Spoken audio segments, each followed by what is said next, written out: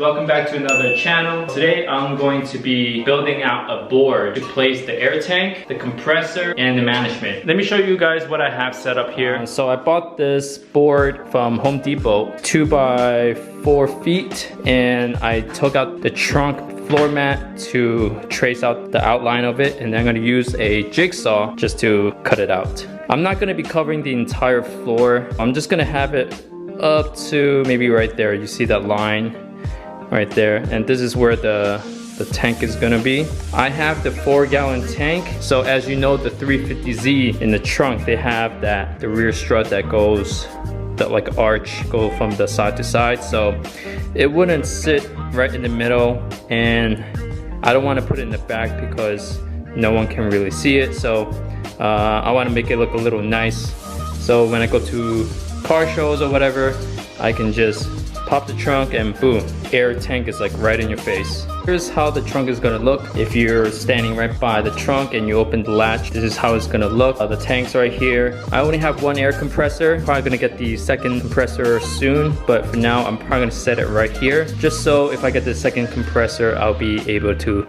put it right here. And then the manifold is gonna sit right in the middle between the two. So this is how I'm gonna have it laid out, and I'm gonna start using a Sharpie and just trace it out.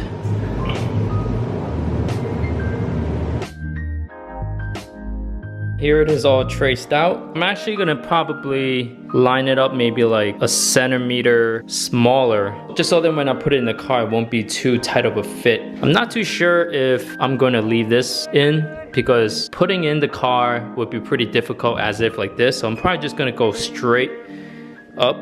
Again, just straight up. So that way, from the front of the trunk, I can just push it into the back, and this part, like I said, it doesn't matter. It will be hard to put it in because of the strut. So like I said, I'm just gonna go straight up. I'm gonna cut that out. Again, straight up. I'm not gonna cut that. The reason why, like I said, there was in the trunk, there was like an arch over there.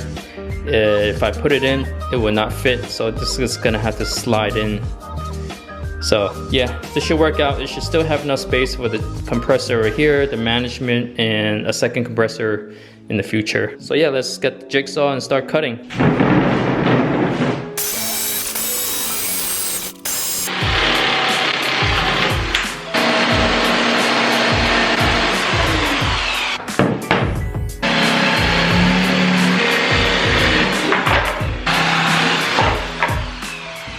After I finished cutting it, I went to the car just to test fit it, making sure the edges, there's enough gaps, enough space, not too tight.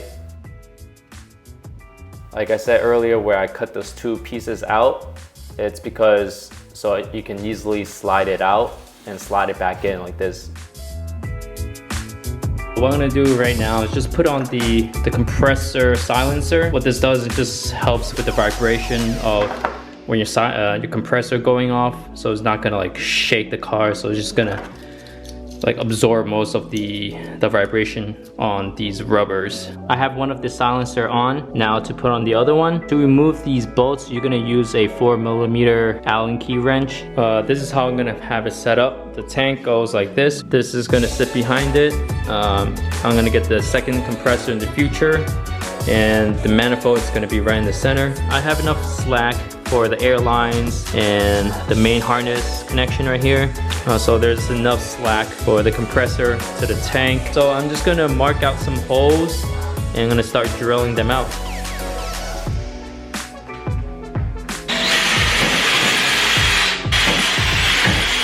So I went to test fit this entire unit into the car. I wanted to make sure that I could at least like slide it in without any issue, no clearance issue. So it was all good, it was perfect. So I'm just gonna unbolt all these and I'm gonna start gluing the fabric. I got this fabric from a fabric store.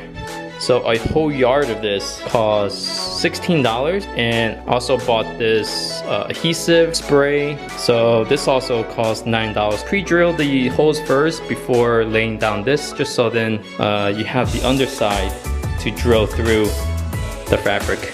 Alright, so I have it laid down on top of the board.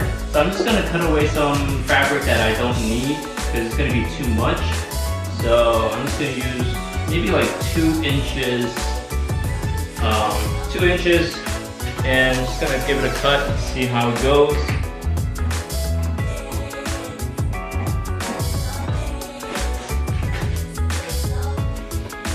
I might need to cut some cuts so I can like fold it in. I guess I'll start gluing it first and see from there. So what you want to do is lay this over first, try to flatten it out. So here's the trick. You want to do half first. Fold this in half. You want to spray on the wood as well as the underside of the fabric.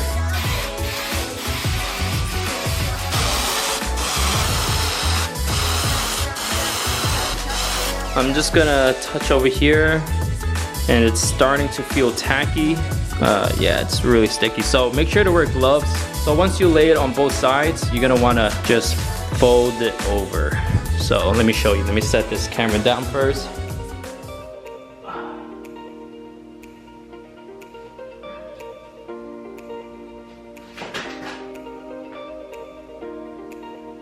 And just try to flatten it out and push it out. Now you want to do the other side as well. So you fold it to the other side.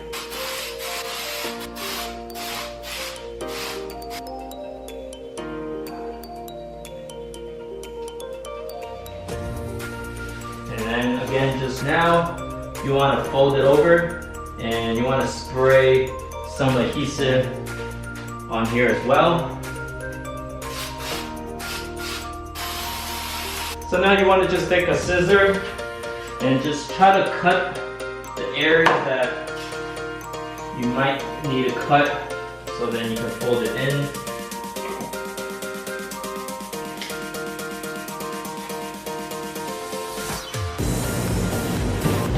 There you have it, guys. The board is completely wrapped. Okay, all the holes are drilled again and I'm going to start mounting the tank. Actually, before I mount the tank, I'm gonna have to put on the drain valve first. So here's the fitting for the drain. So it uses the quarter line. So I bought this Loctite 565 thread sealant. I heard that this is like one of the best out there for sealing, making sure that there's no leaks.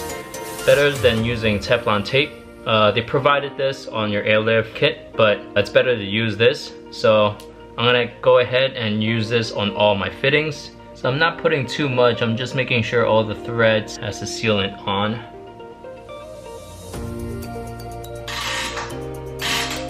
The tank is fully on.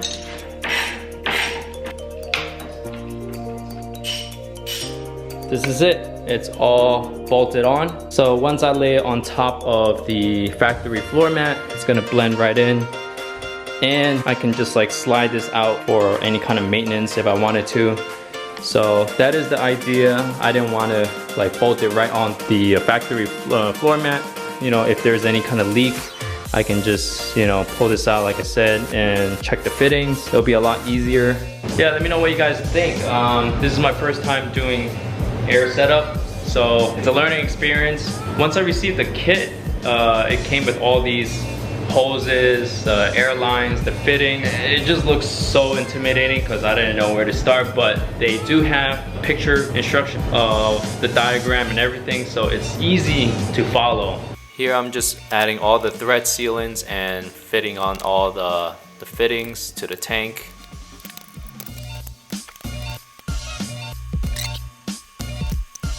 What's up, guys? Guess who this is? How you doing? This is Hung. He used to work with me at a Thai restaurant and he's gonna help me out. I'm at my friend's shop right now, DD Auto Care. If you're in Philly, try to come to this place. They do great work. Him and his dad own the shop, has like 40 years of experience, so they know their thing. If you guys are in Philly, hit this place up. What I'm gonna be working on today is setting up the lines, the electrical work for the management. So yesterday, I already got the fabric glued, everything's all mounted on, and Hung's gonna help me. He don't know much about cars, but I'm gonna teach him a thing or two. The harness, and I'm just gonna try to wire it through. I'm just gonna try to get this done quick. My friend is letting me use his shop, so thanks, David. So I've just removed this plastic trim around here. So this is how I'm going to fish the lines all the way down there to the side of the passenger panel and through up the firewall. I'm trying to figure out where I'm gonna mount the relay. So I think there's a good spot right here. I'm gonna mount it right there. There's plenty of clearance. And this is to the manifold, which my manifold's gonna sit right here. It's gonna have plenty of slack. And this is the connection for the compressor, which should be enough as well. I'm just trying to tuck everything in under this carpet.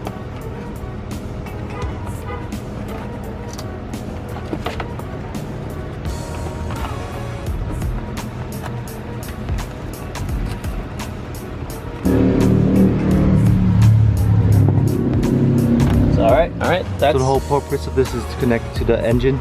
Yeah, so there's a firewall, there's a grommet. So I'm gonna show you where that is. Is this the firewall right here that you were talking about? Yeah, the firewall is like from the engine, like the wall here. Pop these panels out. So this should just come out. So you're also gonna have to remove this as well. Yep. Oh, it's broken pieces. That's nice. Like I said, you're gonna have to go through the firewall, which should be this grommet right here. This is the grommet. You want to pull this out, and then you're gonna feed the lines and all. I have it. Wait. Yep, I got it. Pulling it. Alright. Tell me when to stop. Stop. So basically the red goes to your positive on the battery. This goes to your negative, and this is gonna go to your ignition switch. So what I'm gonna be tapping into is the 15 amp. That 15 amp is a fuel pump. So basically once you turn on the car, it lets the signal powering this cable to the management, letting it know to turn on. This is D&D shop, auto shop here. David Dip, very thorough work, diligent. This is my car right here. And this is Mr. 2, 40 years of experience. Highly recommend this place. So I got the airline, one of the airline coming out here. So I'm gonna feed it through the same way, the grommet. Tubing went through. Over here is the tubing. Yeah, I'm just trying to make the connection for the positive and the negative right now. So I got my fuse right here. So this is gonna go to the positive. And yeah, so this goes to the red wire right here. So this is David. He's one of the owner of the shop. Him and his dad opened up the shop. So if you guys, like I said, in Philly, check him out. Anything to say about your business? Yo, man, call me out, I'm not prepared. It's okay, man. I'll cut that off. Go cut that off. So right now I'm taking out this this fuse for the fuel pump, and that's the one that I'm going to connect it to. So they give you this add a fuse. So you want to put the fuse that was on the car, 15 amp, and they included 3 amp. So you want to just connect it there, and just like that. Add a fuse that they give you, it doesn't work with my car. So what I need is this type. So the one they supplied you is this. So you see how it's different? So I'm just gonna switch over the fuses on this and should be able to connect there. I connected the add a fuse to the 15 amp fuel pump right here. And just gonna wire it down so then the cover just sits on top of it. I have the driver's side air lines coming through here, which goes through the windshield cowl, back down to this passenger side firewall grommet. It should come down on this panel, and I had it tucked away right here. The relay for the compressor, I have it tapped right here with the self-tapping screw, and the water trap, I have it right here, which I have the drain down to this grommet. So this grommet is already here, so I just fed it through there. So that goes to the bottom of the car. So I got everything all wired up. I didn't install the bags yet. I connected all the electrical work, all the air lines to the tank, the compressor, to the manifold. So the manifold to the airbags is still left open right now, but we're gonna test to see if it, at least the compressor turns on. Moment of truth. So I got my controller here. Oh, it turned on. Is the compressor? No, the compressor just started. All right, compressor is running. It's filling up the tank. All right, so I have the pressure building up right now. It's not calibrated yet because I'm not finished with the bag system, but just wanted to see if it's holding up pressure, building pressure. So Hung is actually leaving. Yo, thanks for helping me record. It's okay, we gotta hang out soon, man. Yeah, we should. Yeah, let's see what David's up to. Working hard, yo. Or hardly working. That's David's dad right there. He's the person to go to for any kind of technical or car issues. He has like 40 years of experience. All these tools, they do tire mounting, tire rotation, balancing, everything you can name off, they do it here. So David, DD Auto Care. All right, so now we're gonna go ahead and start installing the bags. These are the rear bags. The rear shocks, front shocks with the bags. I'm not gonna go into in depth on how to install these. There's plenty of videos out there, so we're just gonna do like a quick time lapse of the installation and just trying to get it done as quick as possible. First, I'm gonna start removing my BC coilovers. All right, the first bag is in. This is the front side. Just use this hose clamp that I got from Home Depot. Self-tapping screw, and this is where the air line is going in from.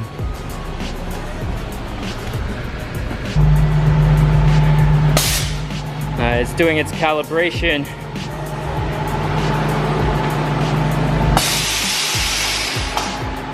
Sorry I didn't record the rest of the bag install, but it was extremely hot that day with well over 100 degrees and working outside. I almost passed out. So for you guys out there who is doing any kind of physical activity on a hot summer day, I recommend not to, and just drink plenty of water. The bag install was pretty straightforward. It's just like any other coilover installation and just connecting the airline. I finally finished bagging the car. I didn't show you the process of everything because it was super hot that day and I just wanted to get it done quick. But as you can see, it is slammed to the ground right now. Give it a nice quick wash. This is the trunk setup. It's a 4-gallon tank. Only have one compressor. You're eventually gonna have running dual just in case one fails, but I showed you guys like how I did this this setup. I pretty much use a board and I use the floor mat, the trunk, and kind of trace it out and use a jigsaw to cut around it. And I went to a fabric store to get one of this and also the spray adhesive. So yeah, that kind of matches pretty perfectly. Had the Airlift struts, the dampening controls, I had it drilled through. I had it drilled through right there and one right here. If you guys didn't know, I painted this bumper myself using just rattle can spray paint. If you can tell that it looks pretty spot on, the paint match. And I did I shaved off the emblem right here, so it's completely flat. So yeah, I'll link in the description of the video of how I painted this, so check it out if you guys want to save yourself some money. So with the Airlift 3P or the 3H, you get the Bluetooth compatibility, so you can control it through the phone. So let me show you when I air it up.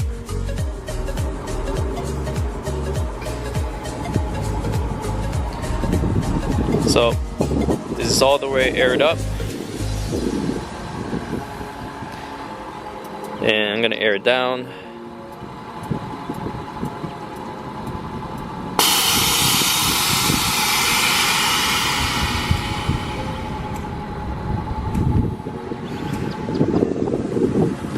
Alright, so let me show you my ride height.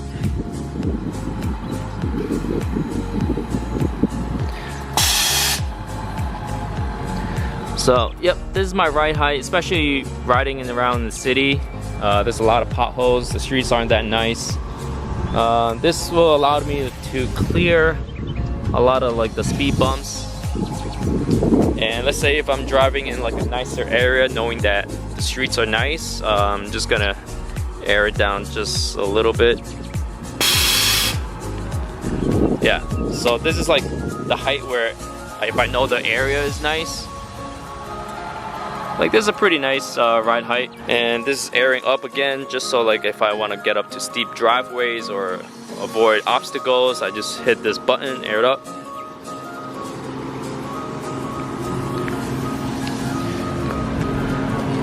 Yeah, as you can see, there's a lot of clearance.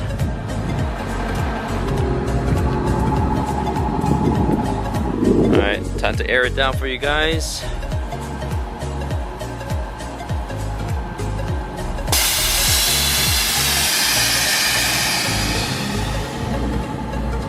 That is it for today's video. I didn't think I'll ever go back, but hey, I just moved to the new house and unfortunately I had to go back because I couldn't get up my driveway with the coilover setup. Let me know what you guys think. What else should I do to the car? Right now, it looks pretty clean. I don't want to go overboard with like the wide bodies, not just yet, just because like the car is in like really good shape and I just don't want to ruin the car right now. I'm trying to keep it simple, clean, you know, functional, and you know, just trying to break some necks probably.